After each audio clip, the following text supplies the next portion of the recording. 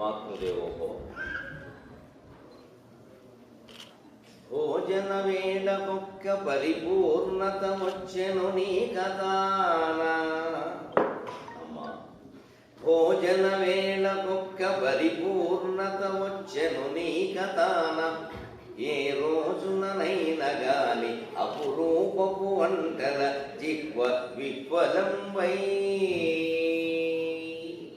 భోజన వేళకొక్క పరిపూర్ణత వచ్చెను నీ కథాన.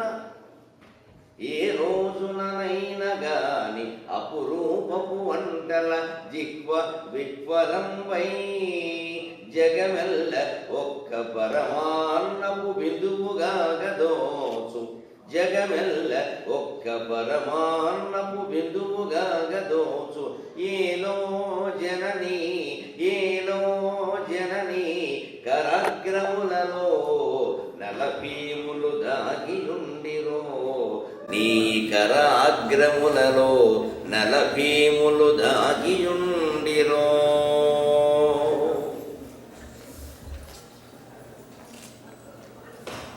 ప్రత్యేకించి భోజనాల సమయంలో మాట్లాడే అలవాటు లేదు, కానీ మాట్లాడితే కానీ అన్నం పెట్టే అవకాశం కనపడలేదు. అందుకని మాట్లాడుకున్నాం కాసేపు. అందుకే ప్రార్థన కూడా, మా అమ్మ ప్రార్థన కూడా భోజనాలకు సంబంధించిందే చేసింది. భోజనం పట్ల ఆసక్తి లేనివాడు జీవితం పట్ల కూడా ఆసక్తి చూపించలేడు. నాకు భోజనం మీద ఇంట్రెస్ట్ లేదండి, ఏం తిన్నా ఊరికే తిండి కోసం బతుకుతావా అంటున్నాడంటే వాడు బతుకు కూడా వృధాయే. తిండి కోసం బతకక్కర్లేదు, బతకడం కోసమే తింటాం. కానీ బ్రతుకులకు సంబంధించిన మాధుర్యంలో తిండి ఒక భాగం, చాలా ముఖ్యమైన భాగం.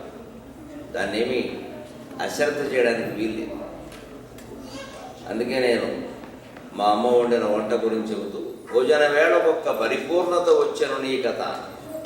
అసలు భోజనం అంటే ఆసక్తి కలిగించామమ్మా. ఎప్పుడు వడ్డిస్తారా, ఎప్పుడు తిందామంటే రుచిగా ఉంటేనే కదా, రుచిగా చేస్తారనే నమ్మకం ఉంటేనే కదా ఆసక్తి. లేత ఎందుకు ఉంటుంది, విరక్తి ఉంటుంది. ఒక పరిపూర్ణత, భోజనంలో పరిపూర్ణత అంటేనండి, భోజనం అనేది కేవలం కడుపు నిండడానికి కాదు, ఆకలి తీరడానికి కూడా కాదు. అవన్నీ కూడా ప్రయోజనాలు. కడుపు నిండుతుంది, ఆకలి తీరుతుంది, అవన్నీ ఉంటాయి.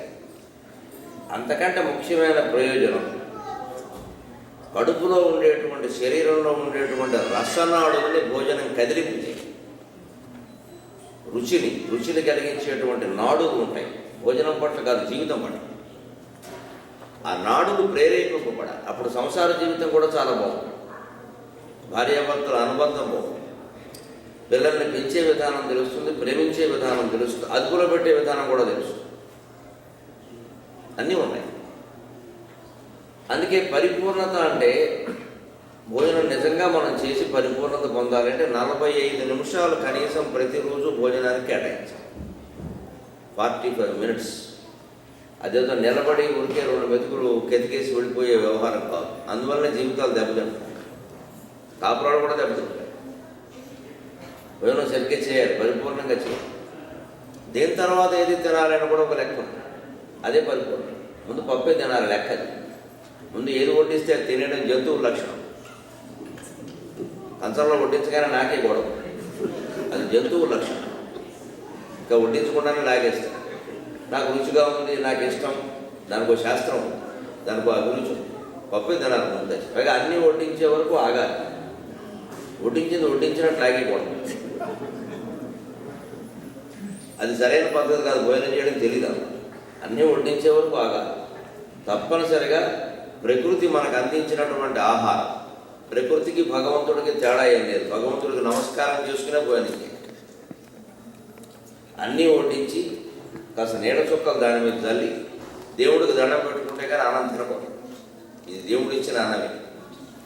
ఇతర మతస్థులు కూడా వాళ్ళ దేవుడి ముందు నిలబడి, ప్రభువా give us our daily bread అని ప్రార్థిస్తారు. ముందు ఆ రొట్టె ముక్క పెడితే కానీ జీవితం లేదు. అందుకని దైవ ప్రార్థన చేసే భోజనం. పూర్వం కింద కూర్చున్నప్పుడు కంచం చుట్టూ ఇలా జల్లేవాడు. ఎప్పటికీ కొంతమంది జరుగుతారు ఆచారం. ఇప్పుడు బలాల మీద తినడం వచ్చాక, ఈ అమెరికాలో తినడం వచ్చాక ఈ జల్లినా ఒకటే జల్లకపోయినా ఒకటే, అదో శాస్త్రం అది. పూర్వం ఎందుకు జల్లేవారు అంటే మట్టిలోనే కూర్చుని తినేవారు, నేల మీద కింద కూర్చునేవారు. ఈ చుట్టూ ఇలా నీళ్లు చల్లడం ఉద్దేశం చీమల దగ్గరికి రాకుండా.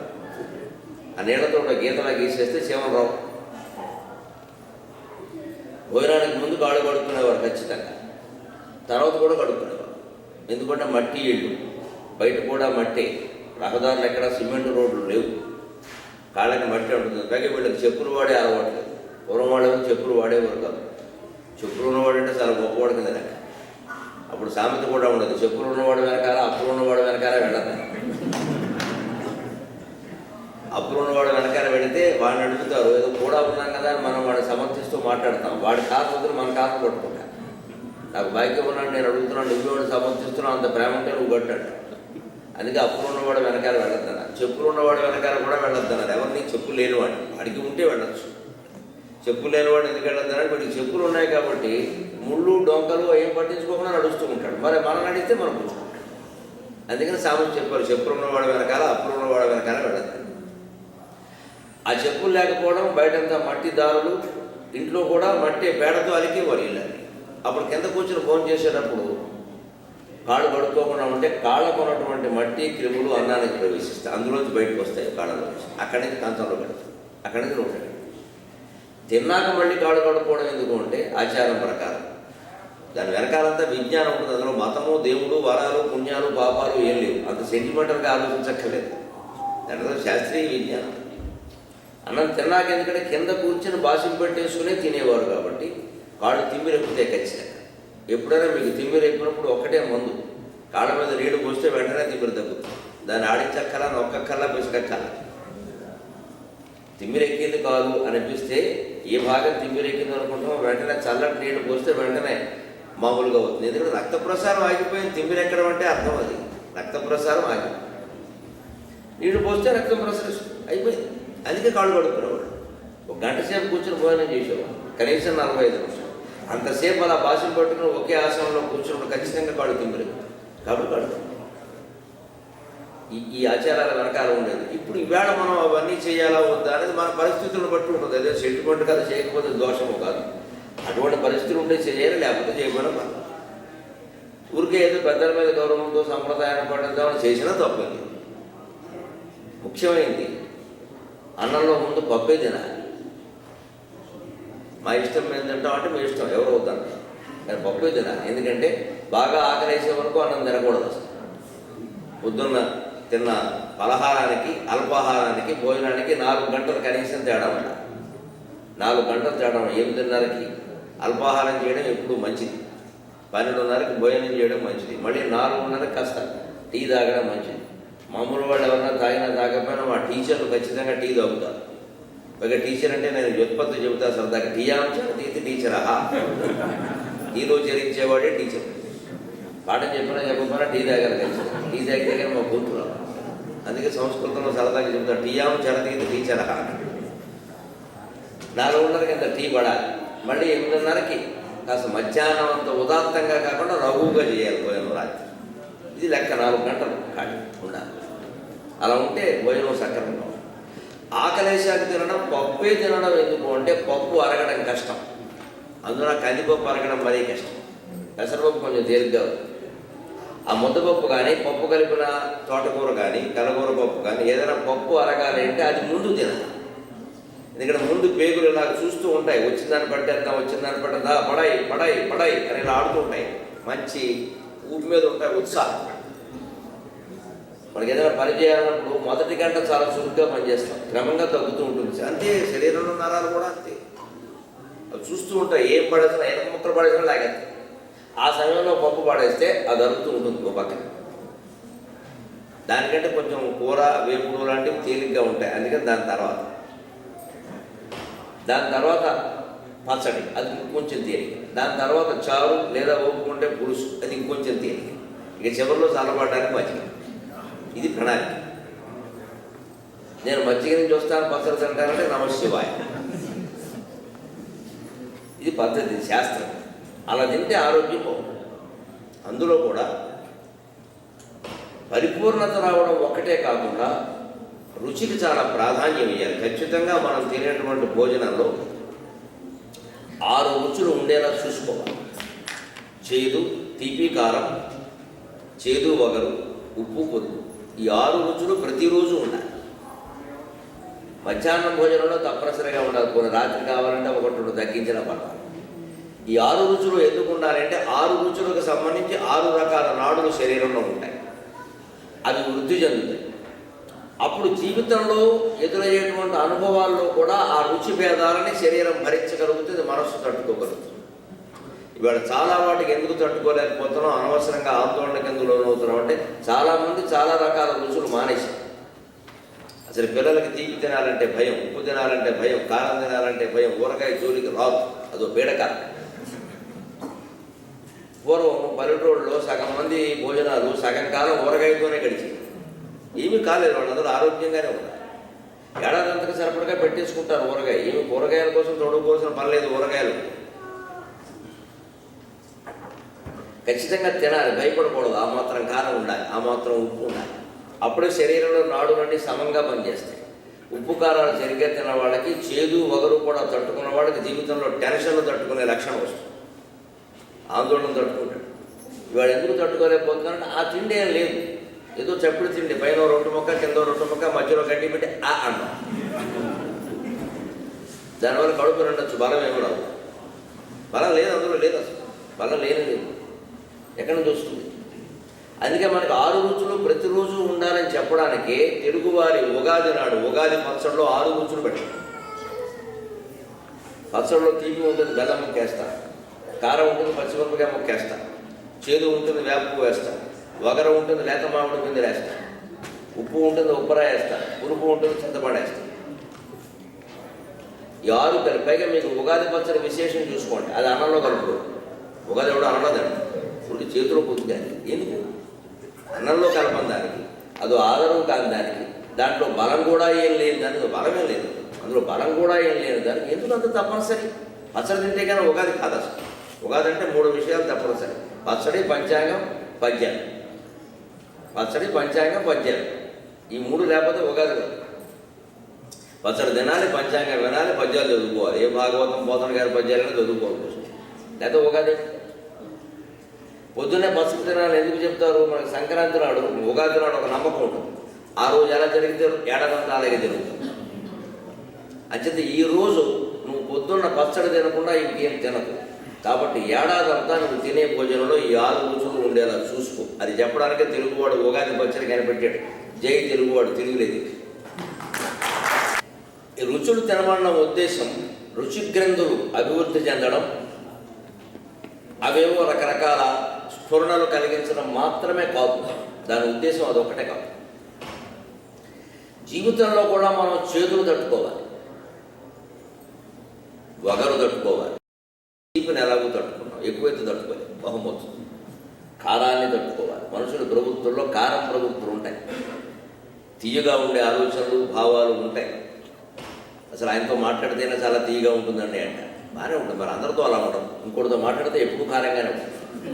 వాడు ముఖమే అంత, మనమేం చేద్దాం. కానీ మనకి బంధువు, దగ్గర భార్య, భర్త, పిల్లలు తట్టుకోక తప్పదండి. కారం వదిలేస్తామా?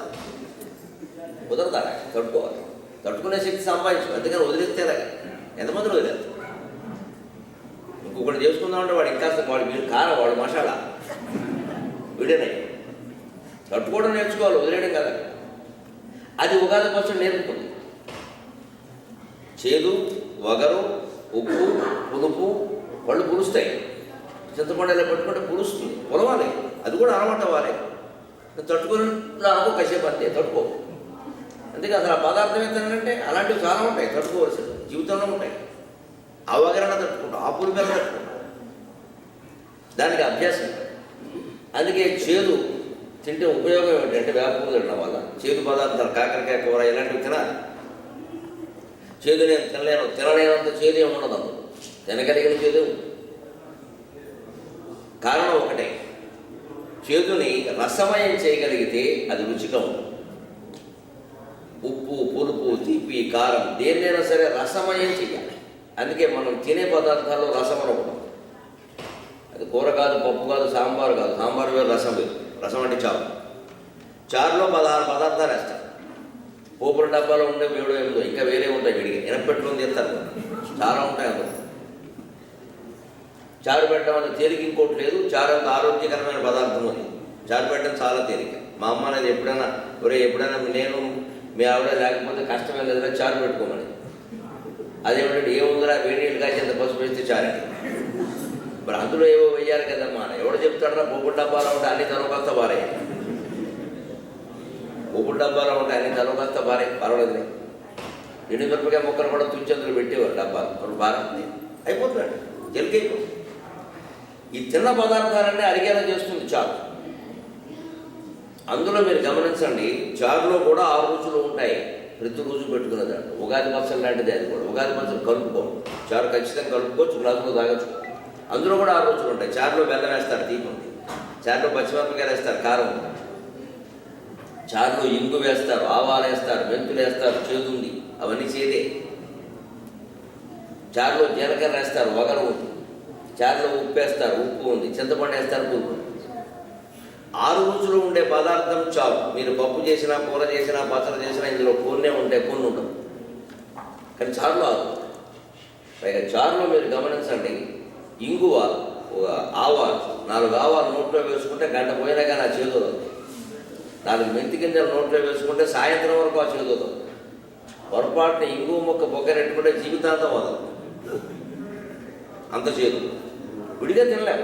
ఆవాలు కానీ, మెంతులు కానీ, ఇంగువ కానీ విడిగా తినలేము. కానీ చారులో వేస్తే చారు బాగుంటుంది. చారులో వేస్తే తినగలం, వేయకపోతే చారు బాగుంటుంది. అంటే అది అందిస్తున్న సందేశం అదే. మనకి చారులో రసం అంటారు. నీ జీవితంలో దుఃఖాన్ని కానీ, బాధని కానీ, బీభత్సాన్ని కానీ, భయాన్ని కానీ, ఆందోళనని కానీ రసమయం చేయి. అప్పుడు అనుభవించడం. రసమయం చేయడం అంటే కావ్యాలు చదవడం. కావ్యాల్లో అందుకే నవరసాలు ఉంటాయి. శృంగారం, వీరం, కరుణం, అద్భుతం, హాస్యం, భయానకం, బీభత్సం, రౌద్రం, శాంతం. 9 రసాలు. 9 రసాలు లేకుండా కావ్యం రాస్తే అది సరైన కావ్యం కాదు. ఏకరసాత్మక ఏదో రసం ప్రధానంగా ఉంటుంది. ప్రతి కావ్యంలో ఏదో ఒక రసం ప్రధానంగా ఉంటుంది. దాన్ని అంగీరసం అంటారు. మిగిలినవి అంగరసాలుగా ఉండాలి. ఆ రసాలు కూడా ఉండాలి, లేకపోతే నీరసం ఉంటుంది. నేను మిగిలిన రసాలు వాడను అని ఏ కవి అని అంటే వాడు కవి కాదు. ఆయన వీరరసం ప్రధానం కావచ్చు, కానీ శృంగారం, శాంతం, బీభత్సం, భయం ఉండాలి. ఆ రకమైన ఘట్టాలు సృష్టించాలి. ఏకరసాత్మకంగా కావ్యం రాయకూడదు, అది పొరపాటు. వాడు రాయడం చేత కదా అన్నమాట. అందుకే ప్రాచీన కావ్యాలు ఇప్పటికీ నిలబడ్డాయి. భారత రామాయణ భాగవతాలు సహా కాదు, మను చరిత్ర, వసు చరిత్ర, పాండురంగ మహత్యం, కాళహస్తి మహత్యం అన్నీ ఇప్పటికీ వాటిని చెప్పమనేవాడు ఉన్నారు. ఒక 50-60 ఏళ్ళుగా వస్తున్నటువంటి వచన కవిత్వం అనే మళ్ళీ చెప్పమని ఆవిడ అడగట్ల. ఎందుకంటే అన్నింటిలో ఏకరసమైన తిరుగుబాటు, గొడవ తప్పితే ఏం లేదా. ఎవడు శృంగారం రాయడు, ఎవడు కరుణ రాయడు. కరుణ రాసేవాడేమో వీరత్వం రాయడు, భయం రాయడు, బీభత్సం రాస్తే బీభత్సంగా ఉంటుంది, శాంతం రాయడు. కవికి 9 రసాలు తెలుసు ఉండవలసింది. ఎప్పుడు తెలుస్తుందంటే భోజనం జరిగేది. తెలుగువాడు భోజనానికి ప్రసిద్ధి, కావ్యానికి కూడా ప్రసిద్ధి. తెలుగు కావ్యాలు ఉన్నట్టుగా ప్రపంచంలోనే ఏ భాషలోనూ అంత సాహిత్యం లేదంటే ఆశ్చర్యంలో ఒక సంస్కృతం మినహాయిస్తుంది. మళ్ళీ అంత సాహిత్యం, అంతకంటే విస్తృతమైన సాహిత్యం సంస్కృతంలోనే కాదు. అందులో కూడా మళ్ళీ భువన విజయం, అష్టావధానం లాంటి ప్రక్రియలు తెలుగులోనే ఉండే, సంస్కృతంలో కూడా లేదు. ఆ ప్రత్యేకత. మనం అష్టదిగ్గజాలు 16వ శతాబ్దంలో అష్టదిగ్గజాలు అద్భుతమైన కావ్యాలు సృష్టించి మను చరిత్ర, వసు చరిత్ర, పాండురంగ మహత్యం, కళాపూర్ణోదయం, కృష్ణదేవరాయ రామోక్తమాల్యం, నందితిమ్మన పారిజాతాపహరం, మాదయ్య గారి మరణ రాజశేఖర చరిత్ర, దూర్జటి కాళహస్తి మహత్యం, అయ్యలరాజు రామభద్రుడు రామాభ్యుదయం, భట్టుమూర్తి వసు చరిత్ర, అలాగే రాఘవ పింగళ సూరణ కళాపూర్ణోదయం, రాఘవ పాండవీయం, ప్రభావతి ప్రద్యుమ్నం, ధనాల రామకృష్ణుడు పాండురంగ మహత్యం, ఉద్భటారాజ్య చరిత్రం, ఘటికాచల మహత్యం. ఇన్ని కావ్యాలు ఒక్క శతాబ్దంలో వచ్చాడు కృష్ణదేవరాయ ఆస్థానంలో. శతాబ్దంలో కూడా చెప్పగల ఒక 30 ఏళ్ళ. ఆంగ్ల సాహిత్యం మొత్తం మీద గొప్పవాడెవరు అని షేక్స్పియర్ చెబుతాడు. ఆ షేక్స్పియర్ పుట్టిన కాలంలో మన సాహిత్యం ఎలా ఉందంటే మనకు 600 ఏళ్ల సాహిత్యం ఉండాలి. ఇక్కడ ఊరికే సాహిత్యం వికసించి వృద్ధి చెందే కాలానికి మనకు 600 ఏళ్ల సాహిత్యం ఉంది. అప్పటికి నన్నయ్య గారి భారతం ఉంది, తిక్కన భారతం ఉంది, ఎర్రప్రకట భారతం ఉంది, హరివంశం ఉంది, ఋషభపురాణం ఉంది, శ్రీనాథుడు 7 కావ్యాలు ఉన్నాయి, కాశీఖండం, భీమఖండం, శృంగారనేశం వగేరా, పోతన గారి భాగవతం ఉంది, శివకవుల సాహిత్యం ఉంది, విష్ణు కవుల సాహిత్యం ఉంది, అపారమైన సాహిత్యం. వీళ్ళు ఇంకా సాహిత్యంలో పుట్టక ముందే, కళ్ళు తెరవక ముందే అపూర్వమైన సాహిత్యాన్ని సృష్టించారు. అక్కడ కారణం వాళ్ళు చేసిన భోజనం. నాకేం మొహమాటం లేదు చెప్పడం. శుభ్రంగా కూర్చుని ఈ కవులందరూ మధ్యాహ్నం గంట కూర్చుని హాయిగా భాష పెట్టేసుకుని రుచులు హెచ్చరించుకుంటూ భార్య వడ్డిస్తుంటే వీలైనంత వరకు ఆవిడకి మిగలకుండా లాగి తీశారు. వాడి చరిత్రలో మిగిలిన అన్నం దక్కలేదు, వీళ్ళే తాగేశారు. అలాగే పాపం వాళ్ళు అలాగే పెట్టారు, తినడం కావాలి, సుఖంగా తింటాడు పాపం. తర్వాత ఏదో మనం తిన్నారు. అంత ప్రత్యేకత ఉందండి భోజనంలో. తేలిగ్గా తీసుకోవాల్సిన విషయం, తినే విధానం, తినే ఆదరవు, వాటిలో ఉండే రుచులు అన్నీ ఉన్నాయి. అవి తింటే ఆ వ్యక్తి దేన్నైనా తట్టుకోగలరు, దేన్నైనా సరే తట్టుకోగలరు, ఎటువంటి ఆలోచన అయినా చేయగలుగుతారు. వెనక ఒక కవి ఉండేవాడు, ఆయనకి గొప్ప సంపదలు ఉన్నాయి, రాజులు ఇచ్చారు, అనుభవించాడు. కానీ రకరకాల కారణాల వల్ల ఆస్తులు పోయి, ఇంకా వివరాలు అక్కల ఎందుకు పోతాయో తెలుసు, పోయి మళ్ళీ ఏం చేయాలి, పేదలకు వచ్చింది. కానీ తిండి పుష్టి తగ్గ, అది ఎందుకు తగ్గుతుంది? దరిద్రుడికి ఆకలి ఎక్కువ, నిర్భాగ్యుడికి నిద్ర ఎక్కువ అని అది తగ్గదు. పేదవాడికి ఎక్కువ ఆకలి ఉంటుంది, ఆకలి తగ్గదు. ఆహారం కావాలి, డబ్బు లేదు, ఏం చేయాలో తెలియదు. భార్య చెప్పింది, ఆదరించిన రాజుగారి దగ్గరికి వెళ్ళండి, ఆయన ఇస్తాడు ఏదో రకంగా, 4 పద్యాలు చెప్పండి. ఏమిటి దీనికి పెద్ద విషయం అయ్యి, ఈ మన దరిద్రం తీరాలంటే ఎలా తీరుతుంది, ఎందుకు చెప్పాలి, చెప్పండి పర్వాలేదు అని ఎంత ఇస్తే సరిపోతుందని అడిగాడు. ఆయనకి లెక్కలు కూడా తెలియదు. ఆవిడ ఏదో అంతే మనసులో చెప్పింది, ఇంత పట్టుకురండి, ఇన్ని నాణే, ఓ ఏడాది కూడా చూసుకోక్కర్లేదు. అది పెట్టుకున్నాడు మనసు. భార్య దగ్గర తన పౌరుషం నిలబెట్టుకోవాలి. రాజస్థానానికి వెళ్ళాడు. అప్పుడు అనవేమారెడ్డి కొండవీడిని పరిపాలించేవాడు, గొప్పవాడు. రెడ్డి రాజులు పరిపాలించిన రోజుల్లో ఈ కవీశ్వరులందరికీ మామూలు ధర్మముడు ఉంగరాలు కాదు, బంగారపు ఉంగరాలు పెట్టారు. మెడలో శుభ్రంగా యజ్ఞోపవేతాలు, మామూలు యజ్ఞోపవేతాలు కాదు, ముత్యాల యజ్ఞోపవేతాలు వేశారు. విత్తం కొద్ది వైభవం, ఇచ్చేవాడు ఉంటే వేస్తాను, దానికే ఉంటుంది. అలాంటి రోజుల్లో ఆయన ప్రవేశించాడు ఆస్థానం. ఓ రోజు చూసుకుని సరిగ్గా దురదృష్టమో అదృష్టమో తెలియదు కానీ ఆ అనవేమారెడ్డి అప్పుడే యుద్ధాన్ని నుంచి తిరిగి వచ్చాడు. సరిగ్గా శనికింద యుద్ధం చేసి వచ్చాడు. వాడు మూడు ఎలా ఉందో ముందు అసలు పాపం వస్తే ఆ కత్తితో వీడేసేస్తాడు. ఇప్పుడు కవిత్వం వాడు కావాలి. ఎందుకంటే యుద్ధంలో జయిస్తే ఒక రకంగా ఉంటుంది మనస్తత్వం, ఓడిపోతే ఒక రకంగా. ఏమేదో తెలియదు వచ్చాడు. ఆ సమయంలో ఈయన వెళ్ళాడు. కవి గారు, మీరు ఇదివరకు మీకు చాలా చేశాం, ఏమిటి ఇలా ఉన్నారు? ఏం పర్వాలేదు, లోపల కానీ రాజుగారి దర్శనం కంటే కావాలి. ఆ సమయంలో ఆయన ఉత్సాహంగా ఉన్నాడు. ఈయన అదృష్టం, ఎందుకంటే యుద్ధంలో గెలిచాడు. ఆ కత్తితోనే ఆయన సభా ప్రాంగణంలోకి వచ్చాడు. శత్రువులను తెగనరికి వచ్చా, ఇక మన రాజ్యం జోలికి ఎవడు రాలేడు అని మంచి ఉత్సాహంగా ఉన్నాడు ఆయన. ఏదో ఒలింపిక్లో స్వర్ణ పథకం సాధించిన వాడు. అలా వచ్చేసరికి ఈ కవి గారు వచ్చారన్న వెంటనే చూడండి, ఆ భోజనం పుష్టి, ఆ ధైర్యం. మరి పేదరికంలో కూడా ఆయన దొడ్లో కూరలు ఏమో పండించుకుని తినడం వల్ల మాల తినేవాడవుతాడు. అందుకే ఇక్కడికి వచ్చాడు. శుభ్రంగా పుష్టిగా ఉండాలంటే ఐశ్వర్యం ఉండాలి. అప్పుడు ఆయన వెంటనే రాగానే కవి గారు వచ్చారండి అంటే పద్యం చెప్పాలని, ఊరికే ఉంటే ఎలా కవి అన్నాడు. వెంటనే ఈ కవి చాలా సాహసం, దేని మీద చెప్పాలని అడిగాడు. అంశం నువ్వే చెబుతావు అంటే వెంటనే ఆయన ఉత్సాహంగా ఉన్నాడేమో. ఈ కత్తి బయటకు తీసాడు కదా, ఈ బాగు ఇప్పుడే శత్రువులను చీల్చి చెండాడి వచ్చా, నా దక్షిణ బాగు కుడి చెయ్యి, రైట్ హ్యాండ్, దాని మీద పద్యం చెప్పాలి.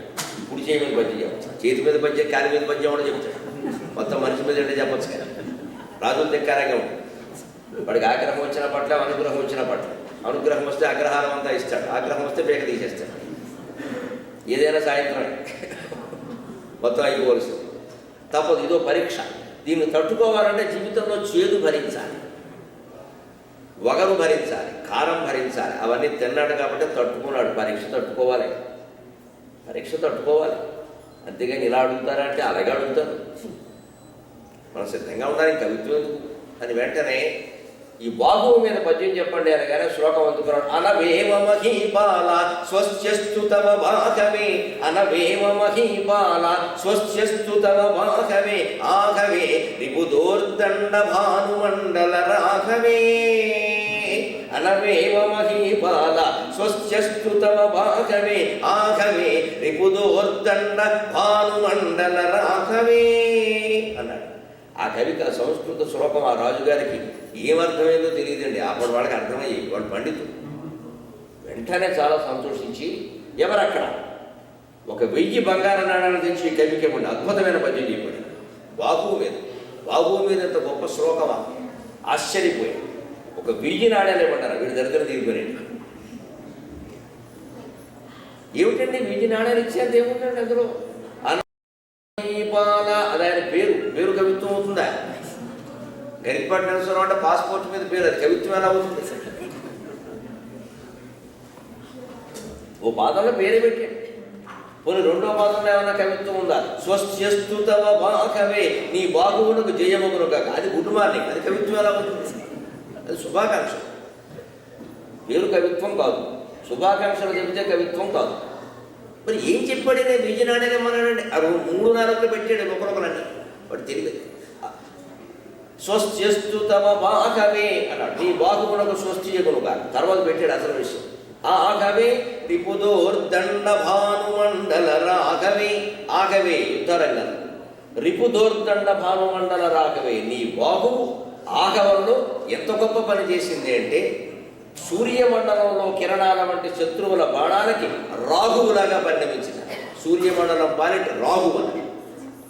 నీ బాహు ఆఘవంలో శత్రువులనే సూర్యమండలానికి రాఘువు అన్నాడు. శత్రువులు సూర్యమండలమే, వాడు గొప్ప కిరణాలతో ఉంటాడు, సూర్యుడు చండ ప్రచండంగా ఉంటాడు. అయినా సరే నీ బాహు ఒక రాఘువై వాళ్ళని ఆక్రమించింది, జయించింది అన్నాడు. శభాష్ అన్నమాట.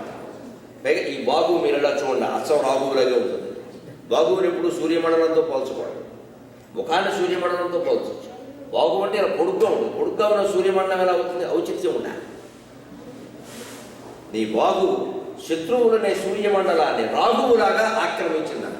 సూర్యమండలం ఎంత గొప్పదైనా, ఎంత వెలుగున్నా, ఎంత చండ ప్రచండంగా ఉన్నా కనీసం 3-4 ఏళ్ళకు ఒకసారైనా సూర్యుని పట్టుకుంటాడు, రాఘువు పట్టుకుంటాడు. సూర్యుడు తప్పదు, వాడికి ఆ గ్రహణం తప్పదు. పైగా కర్మ ఏమిటంటే విచిత్రంగా, లోకంలో విచిత్రం అండి. సూర్యగ్రహణం అనేది 3-4 ఏళ్ళకు ఒకసారి వస్తుంది. చంద్రగ్రహణం ఏడాదికి 2 సార్లు వస్తుంది. దానికి మాగుడు శిశుపార్వతిలో చెబుతాడు అద్భుతమైన కావ్యం. అందులో సంస్కృతంలో పంచకావ్యాల్లో ఒకటి.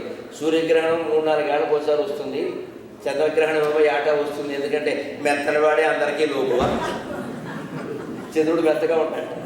అమృతం కదండి, చల్లగా ఉంటాడు. అందుకని మెత్తనవాడు చూస్తే మొత్తం బుద్ధి అయిందని రాఘువు కూడా చంద్రుడు లోకువ ఏ ఆట పట్టుకుంటున్నాడు వాడిని. సూర్యుడిని ఏమో 4 ఏళ్ళకు ఒకసారి పట్టుకుంటాడు, ఎందుకంటే వాడు మడిపోతూ ఉంటాడు, కష్టం. అందుకే లోకంలో ఎవరికి దొరకకుండా ఉండాలని మనం కాస్త గట్టిగా ఉండాలి, మెత్తగా ఉంటే కష్టం. లోకం ఎప్పుడు మనం వంచితే అది వంగుతుంది, మనం వంగితే అది వంచుతుంది. నువ్వు వంగాలా వంచాలా నిర్ణయించుకో. అందుకని నన్ను అందరూ ఏదో అంటారు, నువ్వు అలా ఉన్నావు. అసలు చనివిడి పొత్తులో ఉండడం మానేసి కాస్త కనీసం మొక్కజొన్న పొత్తులో ఉండాలి గట్టిగా, అప్పుడు అంటాడు. అందుకని నేను సాత్వికుండండి, నేను ఇలాగే ఉంటానని మొత్తం అన్ని ఎకరాలు లాగేస్తాను, కూర్చోక. అలా ఉండకూడదు ఈ రోజుల్లో, అసలు ఉండకూడదు. అలాగే మనం ఎవరిని ఏమనమండి, మనం అంటే ఎందుకు కూరుకుంటాం? అలా ఉండాలి. నన్ను అన్నా సరే నేను పడతాను, నా గ్రహస్థితి ఇంతే, నాకు శుక్రుడు 3లో ఉన్నాడు, శుక్రుడు 3లో లేదు, నీ బుద్ధి మూలం. చేతకంతానం అంటారు, నేర్చుకోవాలి. కమ్యూనికేషన్ స్కిల్ నేర్చుకోవాలి, లీడర్షిప్ క్వాలిటీ నేర్చుకోవాలి. ఎలా మాట్లాడబడితో అలాగే మాట్లాడాలి. ప్రేమించేవాడు ప్రేమిస్తాడు, ద్వేషించేవాడు కూడా ప్రేమించాల్సిన అవసరం లేదు, అవతల బొమ్మ చెబుతూ లేదు. కనీసం ప్రేమించినట్టు నటిస్తాం, మనకు పని కావాలంటే అది కూడా నేర్చుకోవాలి. లౌక్యం అంటారు, అది బతుకుతారు. మనం ఎవరిని ఏమీ చేయమండి, మనకి ఎవరికి అపకారం చేసే దృష్టి మనకు లేదు. కానీ జీవితం బాగుండాలంటే మనకు అపకారం జరగకుండా అన్ని జాగ్రత్తలు తీసుకోవాలి. అమాయకత్వం అనొద్దు, చేతకాంతనం. మంచితనం అనొద్దు, మంచితనం మంచిదే, మెతకదనం మంచిది కాదు.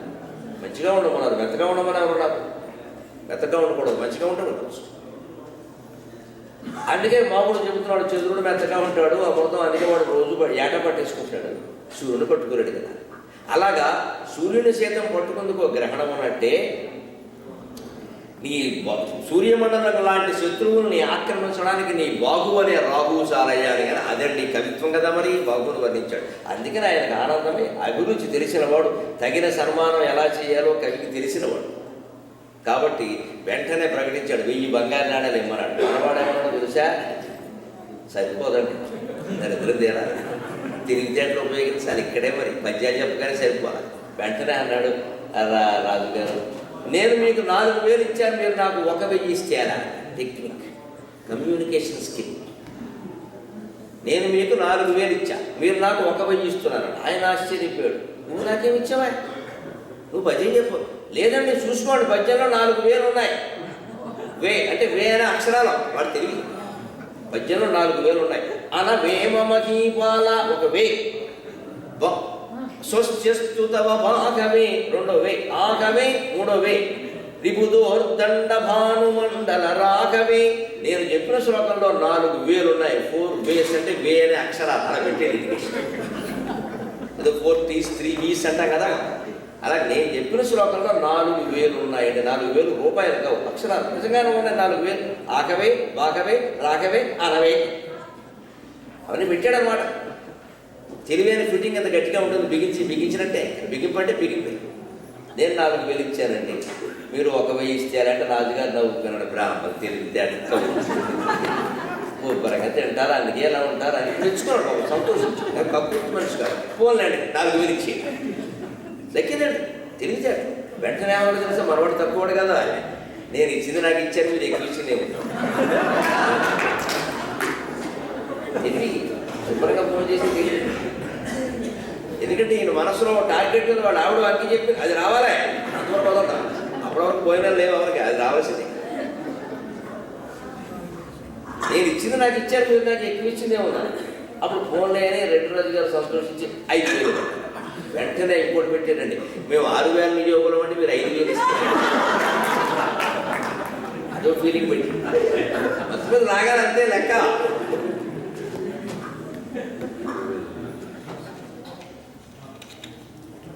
బ్రాహ్మణంలో 6000 నియోగంలో ఒక శాఖ ఉంది. దానికి 6000 రావడానికి ఒక కారణం. కాకతి ప్రతాపరుద్రుడు తెలుగు సామ్రాజ్యాన్ని, ఆంధ్ర మహాసామ్రాజ్యాన్ని వరంగల్ రాజధానిగా పరిపాలిస్తున్నప్పుడు లెక్కలు రాసేవాళ్ళ అవసరం వచ్చింది. అంతవరకు ప్రజలు అబద్ధం ఆడేవారు కాదు, రైతులందరూ పన్ను కట్టేవారు. కట్టకపోతే కట్టలేదని చెప్పేవారు. రాను రాను రాను రాను రాజుగౌరం గాడిదైందని కృష్ణదేవరాయల కాలం నుంచి ఈ వేళ కాలం, ఇంకా ముందు కృష్ణదేవరాయల కంటే ముందు కాలం, పూర్వ మహారాజులు సూర్యవంశపు రాజులు, చంద్రవంశపు రాజులు పరిపాలించిన కాలంలో ప్రజలు కూడా అలాగే ఉంటుంది. తర్వాత నెమ్మదిగా బురదరాజులు దురదరాజులు బయలుదేరి వాళ్ళ బట్టే ప్రజలు తయారవుతారు. యథారాజా తథాప్రజ. ప్రజల్లో కూడా అబద్ధాలు ఆడేవాడు ఎక్కువయ్యారు. కట్టకుండానే కట్టానన్నాం ఇవన్నీ. అందుకని ఎంత కట్టాడో తేలాలి. పైగా మన హిందూ సామ్రాజ్య విధానం, భారతీయ రాజనీతి విధానంలో గొప్పతనం అంటే శ్రీరాముడి నుంచి శివాజీ వరకు ఒకటే ట్యాక్స్, ఎప్పుడూ పన్ను పెంచలేదు. 1/6. అది మనుధర్మశాస్త్రంలో చెప్పిన మాట. 1/6. పంట పండినా సరే, వ్యాపారం చేసినా సరే, ఉద్యోగం చేసినా సరే, ఏం చెప్పట్లో ఉద్యోగాలు లేవు, ఏం చేసినా సరే నీ ఆదాయంలో సంవత్సరానికి 6వ వంతు గవర్నమెంట్ కట్టి ఎంత ఉంటే అంతే. ఎప్పుడూ 6వ వంతేనండి, ఎప్పుడూ మారదు. శ్రీరాముడి నుంచి శివాజీ వారు. అందుకే ప్రజలంతా సుఖంగా ఉన్నారు. మనం ఎక్కువ పండిస్తే రాజుకి ఇస్తాం, మనకు కూడా ఎక్కువ వస్తుంది కదా. తక్కువ పండిస్తే తక్కువ. నువ్వు పండించిన దాంట్లో 6వ వంతు అడిగాను నేను, 5 వంతులు నువ్వు వాడుకో, 6వ వంతు నాకు ఇచ్చి. 60 బస్తాలు పండింది, 10 బస్తాలు ఇచ్చి 50 బస్తాలు నువ్వు వాడు. వాడి కష్టానికి తగిన ఫలితం దక్కింది. రాజ్యం నడవాలి, మరి రక్షణ అన్ని చూసుకోవాలి కదండి. రహదారులు, సౌకర్యాలు ఎలా వస్తాయి, ఎక్కడికి వస్తాయి? ఇది కామన్ ఫండ్ అండి. అంత తెలివిగా ఆలోచించారు. అందరికీ ఒకటే రకమైన ట్యాక్స్ వేసి ఏడిపించుకు తినడం కాదు. ఆ 6వ వంతు సరిగ్గా అబద్ధం ఆడకుండా చూసుకునేవాడు. అలాగే సాగింది. కానీ కాలం గడిచిన కొద్దీ మనుషులు బుద్ధులు మారుతాయి. అబద్ధాలు ఆడటం మారెట్టారు. పండినా సరే పండలేదన్నాం, కట్టుకున్నానే కట్టానన్నాం. అప్పుడు రసీదు రాయవలసిన అవసరం వచ్చింది. రసీదులు కాగితాలు లేవు, తాటాకులు లేవు. దాని మీద లేఖకులు కావాలి. ఆ లేఖకుల్లో అంతో ఎంతో చదువు వచ్చిన వాళ్ళు బ్రాహ్మణే ఉన్నారు. అంతో ఎంతో వచ్చిన వాళ్ళు వాళ్ళకి పూర్తిగా రాదు. వేద పండితులు బ్రహ్మాండంగా వేదం చదువుతారండి, ఉత్తర్వు రాయలేరండి. ఆశ్చర్యం. ఇప్పుడు కాదండి, పూర్వం మా తాతగారి కాలంలో చూసేవాళ్ళు. వాళ్ళకి అక్షరాలు వచ్చేవి కదండి. అక్షరాలతో పని ఏమిటండి వాళ్ళు. ఎందుకంటే అంత కంఠస్థమే వేదం అప్పగించబడి కింద నుంచి పైకి అప్పగిస్తారు. ఉత్తరం రాయమంటే అన్ని భాషా దోషాలే. మా తాతగారి తండ్రి మా ముత్తాతగారు రాసిన ఉత్తరం నా దగ్గర ఉంది ఇప్పటికి, ఎప్పుడో 150 ఏళ్ల క్రితం. అందులో 5-6 భాషా దోషాలు ఉన్నాయి. నేను మా నాన్నగారిని అడిగేది ఏమిటంటే వాళ్ళకేం భాష వచ్చో రాదని. అదేమిటంటే భాష రాకుండా వేదం ఏమిటంటే అది మీరు రాదు, ఉచ్చారణపై గురువు గారి దగ్గర నేర్చుకుంటారు. రిటర్న్ పని వాళ్ళకి లేదు అసలు, ఇప్పుడు ఉత్తరం రాయి. కాబట్టి వాళ్ళకి తెలియదమ్మా, ఏదో వాడుక భాషలో ఏదో రాసేస్తారు, దాంట్లో ఉంటాయి. అంటే వేద పాండిత్యానికి ఈ భాషా జ్ఞానానికి సంబంధం లేదు, అది వేరే పాండిత్యం. దానికి ఎప్పుడు రిటర్న్ టెస్ట్ పెట్టాల. రిటర్న్ టెస్ట్ పెడితే పేపర్ లీక్ అవుతాయని తెలుసు వాళ్ళు. అంత ఓరల్ టెస్టే. ఓరల్ ఇది మోరల్. ఎవడు లీక్ చేయడానికి ఏం లేదు, ప్రతివాడు వేదం చదవాల్సిందే. ఒకవాడు పక్కన ఉన్నవాడు చదివితే ఇప్పుడు గ్రహించారంట, అది మరింత గొప్ప విషయం. ఏకసంధాగరే కన్నా అది మరింత గొప్ప విషయం. అంత పరీక్ష ఉండేది కాబట్టి నికాల్సైన పండితులు ఉండేవారు, దమిడి పండితులు ఎవరు లేరట అక్కడ అలాంటి రోజు. అందుకని ఈయన ఏమన్నాడంటే మేము 6000 యోగులు ఉన్నాడు. ఎందుకంటే కాకతి ప్రతాపోతుడు కాలంలో ఈ రసీదులు రాయవలసిన కాలం వచ్చేసరికి బ్రాహ్మణుల్లో కొంతమందికి మేము ఉద్యోగాలు ఇస్తాం, మీరు రండి అని. యువతరం వెంటనే అట్రాక్ట్ అయిపోయాయి. నెల తిరిగేసరికి ఇంత జీతం పారేస్తాడు. గొడవకి పొద్దున్నే వేదం చదువుకుంటూ కోసం ఎవడేమి ఇస్తాడో చూడడం, వాడు ఏమి ఇయ్యడు, ఏదో యథాశక్తి అన్నాం, వాడేమో రూపాయి ఇవ్వడం, ఏమిటి తృణమో పణమో అన్నాం. పణం వాడేటువంటి తృణం ఇవ్వడం, తృణమో పణమో అంటే తృణమే ఇస్తాడు. మరి మన పూజలన్నీ అంతే. వైదిక ధర్మంలో ఏమీ అడగకూడదు, ఎందుకంటే బ్రాహ్మణుడికి అసంతృప్తి ఉండకూడదు. అసంతుష్ట ద్విజానష్ట సంతుష్ట ఇవ పార్థివా సలజ్జ గణికానష్ట నిర్లజ్జేవ కులాంగణ. తృప్తి లేకపోతే బ్రాహ్మణుడు చెడిపోతాడు, తృప్తి ఉంటే రాజకీయ నాయకుడు చెడిపోతాడు. వాడు ఉండకూడదు, లేదా ఎదగడు, డెవలప్ అవ్వడం. ఈ పంచాయతీ బోర్డు ప్రెసిడెంట్ చాలంటే అక్కడే కూర్చుంటాడు. రాజులకు తృప్తి ఉండద్దు, అలా బ్రాహ్మణులకు తృప్తి పడమాట. అలాగే సలజ్జ గణికానష్ట నిర్లజ్జేవ కులాంగన సందర్భం వచ్చింది కూడా చెప్పాడు. ఇల్లాలకి సిగ్గు లేకపోతే నష్టపోతుంది, వేశ్యకి సిగ్గు ఉంటే నష్టపోతుంది.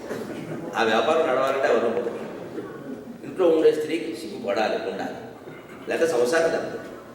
ఎవరి లక్షణాలు వారికి, ఎవరిని తక్కువ చేయాలి, ఎవరి పద్ధతి ప్రకారం వాళ్ళు ఉండవాలి.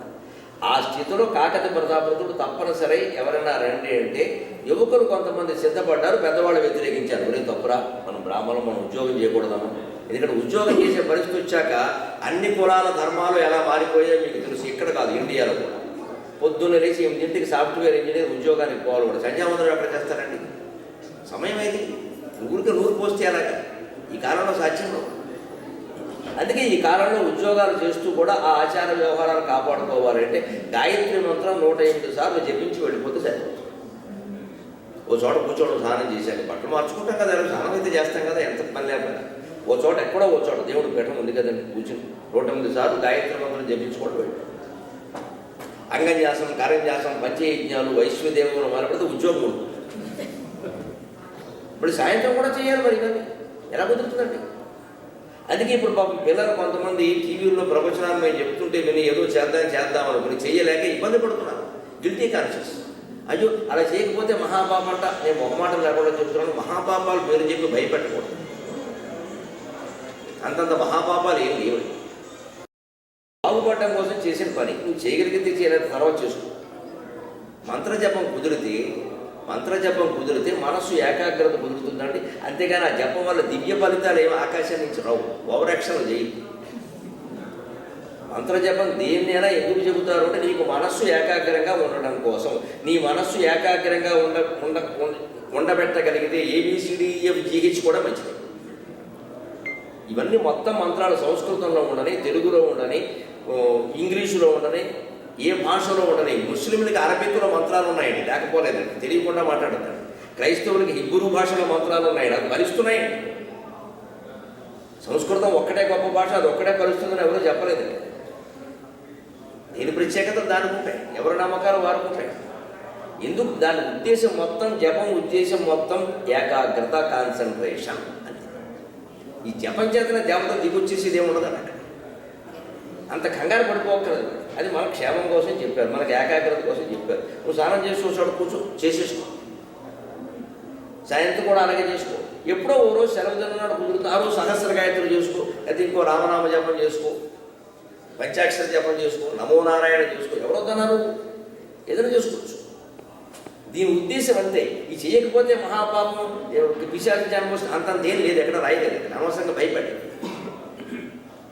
అందుకే వాటి విషయంలో లైట్గా ఉండాలి. ఇంకా ఇది ఆధునిక కాలం, 21వ శతాబ్ది. మన పరిస్థితి మాకే ఎక్కడ కుదరట్లా, మీకెక్కడ కుదురుతుంది? ఇక్కడ మీరు ఉద్యోగానికి బయలుదేరాలంటే గంటన్నర డ్రైవ్లో వెళ్ళాలి. ఎలా కుదురుతుంది? మాకు హైదరాబాద్లో మాకే ఇబ్బంది అయిపోతుంది. ఆ సమయాన్ని బట్టే ఉంటాయి. ఎప్పుడూ వాపక్షాలు ఉన్నాయి, మినహాయింపులు ఉన్నాయి. అయితే మనం ఎగ్గొట్టడానికి కాదు, పరిస్థితులను బట్టి చదువుతాం. ఉన్నాయి కదా అని ఎగ్గొట్టేప్పుడు. అందుకని ఆ పద్ధతి పెట్టాక వాళ్ళు ఏమన్నారు, అప్పుడు పెద్దవాళ్ళు వ్యతిరేకించారు. ఉద్యోగాలు చేస్తే మనం ఇవన్నీ చేయలేము, బ్రాహ్మణుడు పంచయజ్ఞాలు చేయాలి, వైశ్వదేవం చేయాలి, 11 అవుతుంది, అప్పుడు భోజనం చేయాలి, కాసేపు పడుకుని లేస్తాం. మరి పప్పు, కూర, పచ్చడి, పులుసు, మెంతిపిండి, మిరపకాయలు వేసి పడుకోకపోతే కష్టం. పడుకోవాలి, అయితే అరగదండి, మధ్యాహ్నం పడుకోవాలి. కనీసం అదంతా కనీసం అరగంట, ఎక్కువలో ఎక్కువ గంట. మళ్ళీ టీ పెట్టాక లేకపోతే అనకూడదు. ఇంకా అప్పుడే అగ్రహారాలు పోతాయి. మళ్ళీ 4 గంటలు వేసేస్తే అలాగే పక్క పొట్టొచ్చేస్తుంది. ఒక అరగంట తప్పదు, ఎక్కువలో ఎక్కువ గంట. గంటకు అలారం పెట్టుకుని లేవాల్సింది. అది పునుగు లాంటిది, అది నిద్ర పట్టదు. కానీ రాత్రి 11 వరకు పని చేయగలుగుతాడు. ఉద్యోగాలు చేసేవాడు కూడా మధ్యాహ్నం ఏదైనా అవకాశం దొరికితే ఆఫీసులోనే ఇలాంటి సోఫా ఏదైనా ఉంటే ఒక్క పావు గంట ఇలా వెనక్కి కాస్త పడుకుని కళ్ళు ముయ్యకూడదు. నిద్ర పట్టక్కల, నిద్ర పట్టి కళ్ళలో వచ్చి ప్రియురాలు కనపడక్క. అలా అయితేనే నిద్ర పట్టినట్టు కాదు, అంత సీన్ ఏం లేదు. కాస్త ఇలా ఊరికే అలా జాగ్రత్తపడి కళ్ళు మూసుకుని తెరవద్దు. వీలు కాకపోతే విమానంలో ఇస్తారు ఐ షేడ్స్, అవి పెట్టేసుకోవడమే. నిదానం పావు గంట అలా పడుకుని చూడండి, రాత్రి 11 వరకు చురుగ్గా పెట్టేస్తాం. అంత శక్తి ఉంది మధ్యాహ్నం. కానీ అది లిమిట్ కాదు. ఇవన్నీ చెయ్యాలంటే మనం ఉద్యోగాలు కుదరమని పెద్దవాళ్ళు వ్యతిరేకించారు. వీళ్ళు ఏమన్నారు, ఎప్పుడు పెద్దవాళ్ళ అభిప్రాయాలకు యువతరం వ్యతిరేకమేగా. సాధారణంగా వాళ్ళ ఆలోచనలు వేరుగా ఉంటాయి. వీడు ఏదో కులవృత్తి చేసుకుందా ఉంటాడు పెద్ద ఆయన, వాడు కుర్రాడు నేను బిజినెస్ చేస్తాను, ఓ 10 ఎకరాలు అమ్మితే కానీ వాడికి తెలియదు. ఆ వ్యతిరేకతతోనే కొంతమంది వచ్చి ఇందులో చేరారు. అలా చేరిన వాళ్ళే 6,000 మంది ఫస్ట్ అపాయింట్మెంట్, 6,000. అదే 6,000 నియోగం. 6,000 నియోగింపబడ్డారు. నియోగులు అంటే ఉద్యోగస్తులు. వారికి లౌక్యం ఎక్కువ అన్నారు. ఎందుకు ఉండదండి? రాజస్థానంలో ఉండి మంత్రుల మాటలు, సేనాధిపతుల మాటలు, వేశ్యల మాటలు, నర్తకుల మాటలు అన్నీ విన్నాక తెలివితేటలు పెరగవా? ఈ వైదిక బ్రాహ్మణులు ఇంట్లో ఉండిపోయారు, గొప్ప శుద్ధుల్లో కూర్చున్నారు. నీకు వాళ్ళకి లోక పరిజ్ఞానం తక్కువ, వీళ్ళకి ఎక్కువ. లౌక్యం అంటే మోసం కాదండి, అందరికీ ఉండాలి.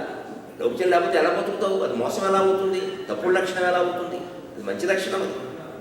నేర్చుకోవాలి అందరం.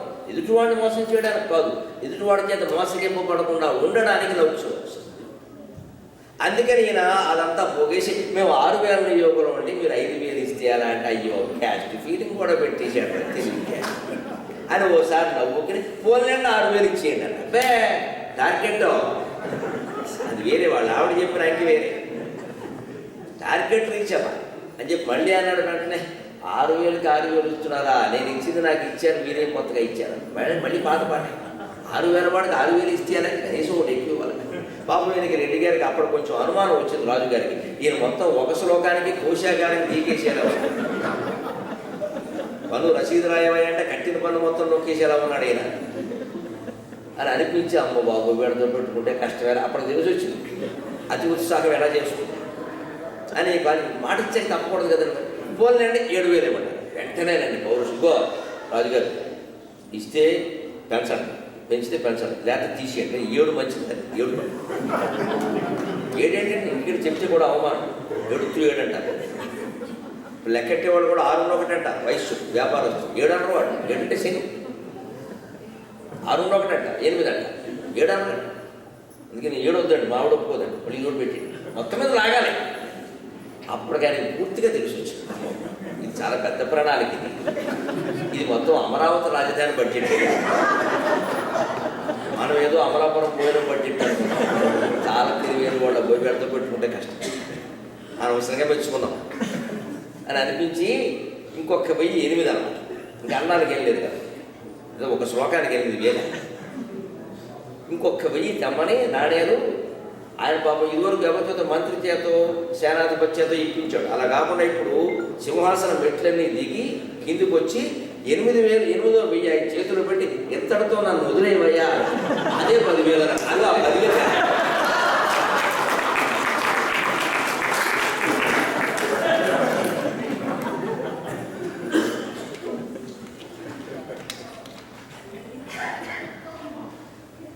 ఇంతటితో నన్ను వదిలేవయ్యా, అదే 10,000 అంటే మీ నోటితో మీరు అన్నారు 10,000 అలా కానీ ఆయన 10,000 అనేది 10,000 అదో మాట. నన్ను వదిలే అదే 10,000 అంట, అది డబ్బు కింద లెక్కెత్తారా వేసేసాడు. అప్పటికండి ఒక్క శ్లోకంతో 10,000 సంపాదించారండి. నిరాశలో నిస్పృహలో ఉండి ఉద్యోగాలు కోల్పోయి బాధపడుతున్న వాళ్ళు ఇటువంటి శ్లోకాల వల్ల ఉత్సాహం పొందాలి. మనం తెలివితేటలుంటే సంపాదించవచ్చు, టార్గెట్ రీచ్ అవ్వచ్చు. దానికి స్టెప్ బై స్టెప్ మెట్టు మీద మెట్టు ప్రణాళిక వేసుకుంటూ వెళ్ళాలి. ఆయన 3,000 దగ్గర నుంచి వేసుకుంటూ వచ్చాడు. తెలివిగా 4,000 చూపించాడు. 4,000 నాకు ఇచ్చారన్నాడు, 5 ఇచ్చాడు. మేము 6,000 యోగులం అన్నాడు. 6 ఇస్తే మాకు ఇచ్చారన్నాడు. 7 అన్నాడు, 7 అశుభం అన్నాడు. 8 ఇవ్వగానే పొరపాటున ఆయన అదే 10,000 అరగానే అన్నాడు. ప్రతి క్షణం ఎదుటి వాళ్ళు ఏం మాట్లాడుతున్నారో మనం ఏం మాట్లాడుతున్నామో జాగ్రత్తగా ఉండి ప్రణాళిక వేసుకుంటే డబ్బు సంపాదించడం పెద్ద విషయం కాదు, బిజినెస్లో విపరీతంగా సంపాదించవచ్చు. ఇదంతా నన్ను అడిగితే మొహమాటం లేకుండా చెప్తున్నా భోజన బలం.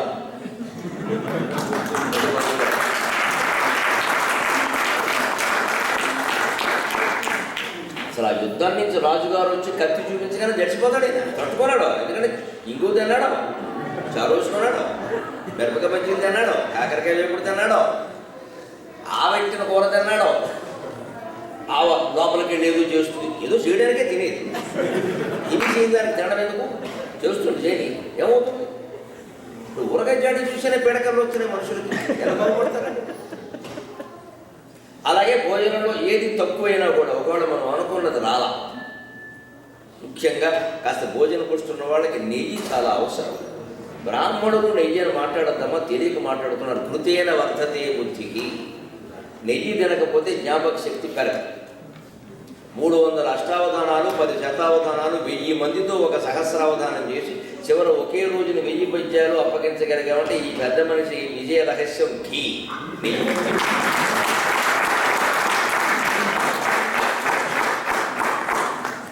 కృతేన వర్ధతే బుద్ధికి శాస్త్రం చెప్పింది స్పష్టంగా. ఏ వర్ణ భేదం లేకుండా, ఏ కుల భేదం లేకుండా, ఏ ఉద్యోగం చేస్తున్నామనే భేదం లేకుండా జ్ఞాపక శక్తి, చురుకుదనము కావాలనుకున్న వాళ్ళందరూ నెయ్యి వేసుకోవాలి.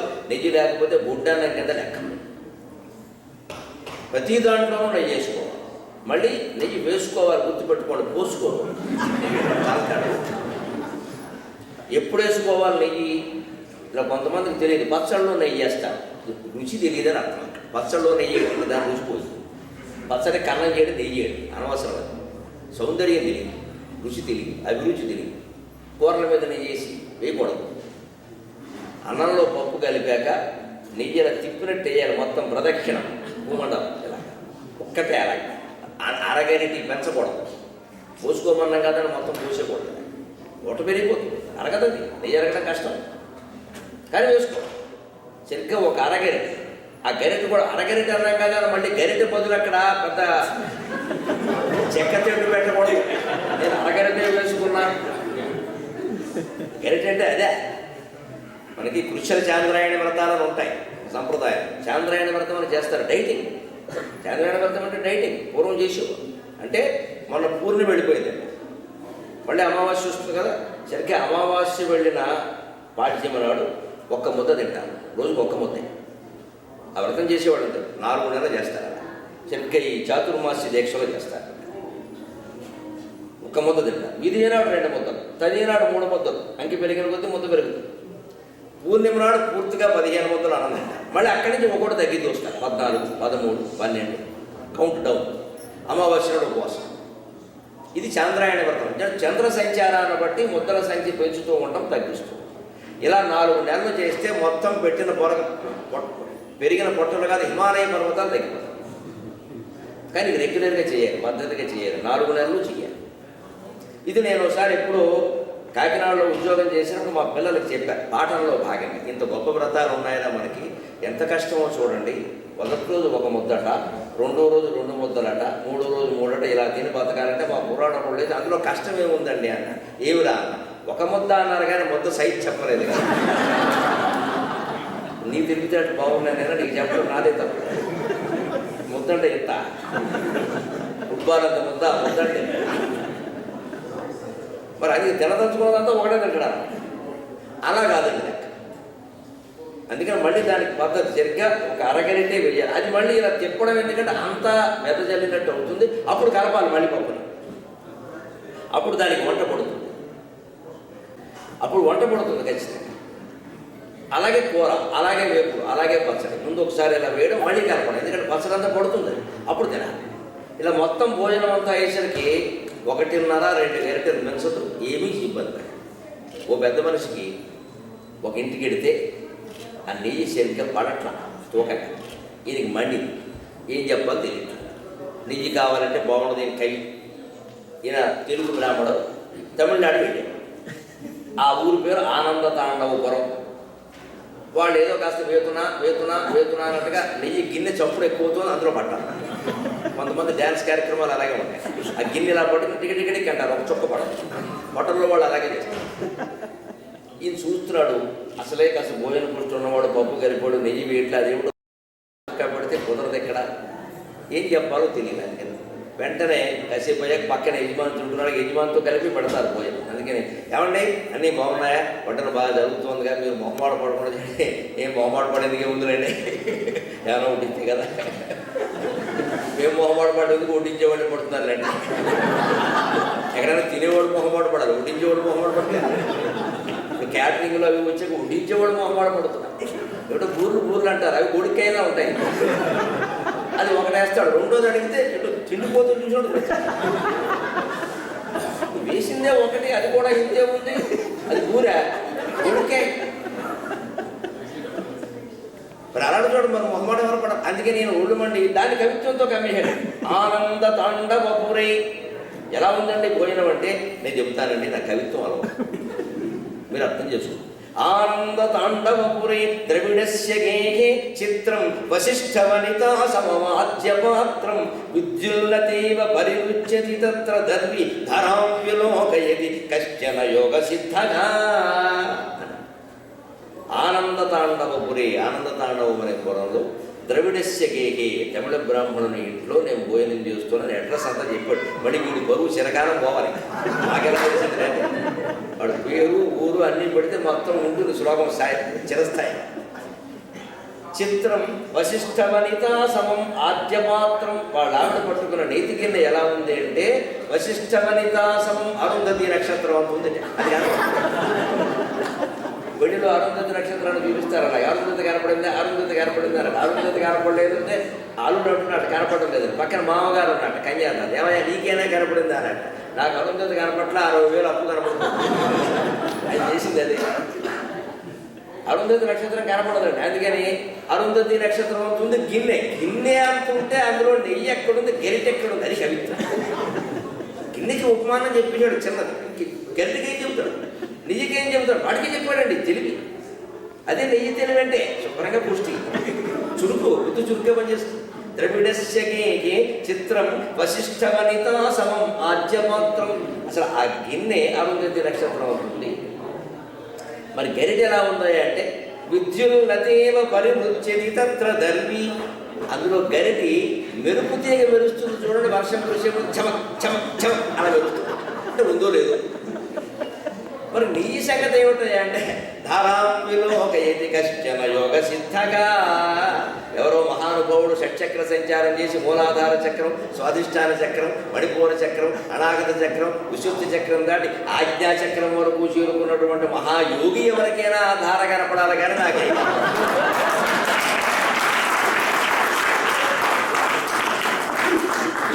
ధారాం విలోకయతి కశ్చన యోగ సిద్ధగా. దెబ్బకి అర్థమైంది ఆవిడికి, వాళ్ళ ఆవిడ ఎలా ఉంది. వెంటనే అన్నట్టు మీరు ఇవాళ పడుతున్నారంటే నేను రోజు పడుతున్నాను, నాకంటే మీరే నయం. అందుకని ఏ పదార్థాలకి లోటు జరగకూడదండి. గొడ్డు తిండి తినకూడదండి, శుభ్రంగా వేసుకోవాలి, తినాలి. అన్నిటికంటే ముఖ్యమైనది మీరు పాటించవలసింది, మీకు ఇబ్బంది పడేది అయినా 45 నిమిషాలు భోజనానికి కేటాయించాలి. ఉద్యోగం ఉన్నప్పుడు ఖాళీ లేకపోతే శనివారాల్లోనే కేటాయించాలి. సావకాశంగా తినాలి, అప్పుడు అది అరుగుతుంది. ఖచ్చితంగా ఒక అరగంటైనా విశ్రాంతి తీసుకోవాలి. చివరిగా ఒక మాట చెప్పుకొని మనం భోజనంలోకి ఉపక్రమిద్దాం. శతం విహాయ భోక్తవ్యం. జీవిత సారాన్ని మొత్తం 4 మాటల్లో చెప్పారండి సంస్కృతంలో. ఎంత గొప్పవాళ్ళు. జీవిత సారం మొత్తం భౌతికం, మానసికం, ఆధ్యాత్మికం అన్నీ కలిపి 4 మాటలు గుర్తుపెట్టుకుంటాయా. శతం విహాయ భోక్తవ్యం సహస్రం స్నానమాచరే, లక్షం విహాయ దాతవ్యం కోటిం త్యక్త్వా హరిం భజేత్. శతం, సహస్రం, లక్షం, కోటి అంకెలు పెట్టి. శతం విహాయ భోక్తవ్యం, 100 పనులు మానేశారా సరే ముందు అన్నం తిని. అన్నం కోసం పన్య వైదవి, పని కోసం అన్నాన్ని వైదవి. ఎందుకంటే తినే సమయంలో తినకపోతే అది అరగదు, నిద్ర పట్టదు, తర్వాత తిన్నా ఉపయోగం లేదు, రాత్రి తినేదానికి అడ్డం, ఇన్ని సమస్యలు వస్తాయి. ఏ సమయం అనేది ఎవరికి వీలైన సమయం. నేను సాధారణంగా 12:30, రాత్రి 8:30, ఇందాక నేను చెప్పిన సమయాల్లో చేస్తే 8:30కి అల్పాహారం, మధ్యాహ్నం 12:30కి భోజనం, 4:30కి టీ, రాత్రి 8:30కి ఏదో 6-7 అయింది భోజనము పలహారం అన్నీ మానేసారు. కేవలం 2 పళ్ళు, ఓ జామ పళ్ళు, అరటిపళ్ళు, 2 గంట పడుకో, అది సమయం. అంతకుముందు చూడదు. కానీ అది ఆ సమయానికే చేయాలి. సుమారు 10 నిమిషాలు అటు ఇటు పర్వాలేదు, 10 గంటలు అటు ఇటు కాకుండా. 12:30కి తినేది 3:30కి, మళ్ళీ 4 రాత్రి తినడం మానేసి రాత్రి 11ంటికి ఏది అరగదు. అందుకని 100 పనులు మానేశానా భోజనం చేయి, ఇది భౌతిక ఆరోగ్యం. సహస్రం స్నానమాచరేత్, 1000 పనులు మానేశానా స్నానం చేయమని. ఎందుకంటే మనకు కాదు, పక్కవాడికి కష్టం. ఒక కళ్యాణార్థం చేయాల్సింది. అప్పుడు తర్వాత లక్ష్యం విహాయ దాతవ్యం, మనస్సు ఆందోళన లేకుండా ఉండాలంటే సంపదలు పెరగకూడదు. పెరిగిన సంపదలకు మనమే పన్ను వేసుకోవాలి. అదే దాతవ్యం. దానం ఇయ్యి, దాన ధర్మాలు చేయి, విరివిగా చేయి. అంతేకాదు వెంటనే వెళ్ళి చేసే వాయిదా వెయ్యి. 1,00,000 పనులు మానేసైనా సరే ఖర్చులు పెట్టుకుని వెళ్ళి వాడికి ఇస్తానన్నది వాడికి ఇస్తానని అన్నావు కదా, ఆలస్యం. అది ఆలస్యం చేసి వాయిదా వేసావు అంటే ఏదో ఖర్చు వస్తుంది, తర్వాత చూద్దాం, బాకీలు పెరిగిపోతాయి, పాపం పెరిగిపోతుంది. ఇస్తానన్న వాగ్దానం ఇచ్చేసి వెంటనే కుడి చేతితో ఇచ్చేది ఎడం చేతికి తెరవకూడదు, అంత ఇచ్చేది. ఇంటికి వెళ్ళాక ఆలోచించి ఇద్దామంటే ఏమో ఇవ్వనిస్తారో ఇవ్వనివ్వరో, రకరకాల అభ్యంతరాలు. మగాళ్ళకు ఔదార్యం ఉంటే ఆడాళ్ళకు ఉండదు, ఆడాళ్ళకు ఉంటే మగాళ్ళకు ఉండదు, రకరకాలుగా ఉంటాయి. అంటే లక్ష్యం విహాయ దాతవ్యం. చివరి మాట, ముఖ్యమైన మాట, కోటిం త్యక్త్వా హరిం భజేత్. 1,000 పనులు మానేసైనా సరే మనస్సులో భగవన్నామస్మరణ మానద్దు అన్నారు. అంత ముఖ్యమండి. 1,000 పనులు మానేసైనా సరే మనం సమస్యల గురించి ఆలోచిస్తాం. సమస్య గురించి ఆలోచించడం మానేసి సర్వేశ్వరుడు గురించి ఆలోచిస్తే, ఆయన మనస్సులో స్మరిస్తే మన సమస్యను ఆయన ఆలోచిస్తాడు. మనం చూస్తే ఈ అడ్డకడు 2 కళ్ళతో చూస్తాం, ఆయన శివుడు 3వ కళ్ళతో చూస్తాడు, భస్మం అయిపోతుంది ఆ సమస్య కూడా. ఎటొచ్చి ఒక్కటే లెక్క, ఆయన గురించి మనం స్మరించాలి. అది కృష్ణుడు చేసిన ప్రతిజ్ఞ. అనన్యాశ్చింతయంతో మాం ఏ జనా పర్యుపాసతే తేషాం నిత్యాభియుక్తానాం యోగక్షేమం వహామ్యం. ఇతర చింత లేకుండా ఎవరు నన్ను మనస్సులో స్మరిస్తున్నారో వారి యోగక్షేమాలని నేను చూసుకుంటా అన్నాను. యోగం అంటే కావలసిన దాన్ని ఇవ్వడం, క్షేమం అంటే ఇచ్చిన దాన్ని కాపాడడం. మనం అనవసరంగా సమస్యల గురించి ఎక్కువ ఆలోచిస్తాం. మీరు 5 నిమిషాలు ఆలోచించినా, 5 నెలలు ఆలోచించినా సమస్యకు ఒకటే పరిష్కారం. అది అలాగే పరిష్కారం ఉంటుంది. ఎందుకు ఆలోచిస్తామంటే అది మనకిష్టమైనట్టు పరిష్కారం కావాలి, అలా ఉండమండి. కర్మ సిద్ధాంతాలు, ప్రణాళికలు ఎలా ఉన్నాయో, వారి కర్మలు ఎలా ఉన్నాయో అలాగే జరుగుతుంది. దానికి మనం మనస్సును సర్దుబాటు చేసుకోవాలి. కానీ మనకి ఇష్టమైనట్టు ఎలా పరిష్కారం అవుతుంది, గంటలు ఆలోచిస్తే బీపీ వస్తుంది, అదొక పెద్ద సమస్య. దానికి మనం సర్దుకోవాలి. అందుకే అది వదిలేయి, అంత పీడిస్తుంది, వదిలేయి, వాయిదా వేసి మంచిది. ఆ సమయంలో ఆలోచిస్తారు, అంతవరకు నమ శివాయ, నమో నారాయణాయ, శ్రీమాత్రే నమః. ఆ నామాన్ని మనం స్మరిస్తే నిరంతరం హాయిగా ఉంటాం. భౌతికం నుంచి అభౌతికానికి, భోజన ప్రయత్నం నుంచి జనార్దనుని స్మరణ వరకు కావలసిన విషయాలు ఏవో చెప్పుకున్నాం. మళ్ళీ తర్వాత కార్యకర్తలు ఎప్పుడు ఏర్పాటు చేస్తే అప్పుడు కలుద్దాం. అందరూ సుఖంగా భోజనం చేసి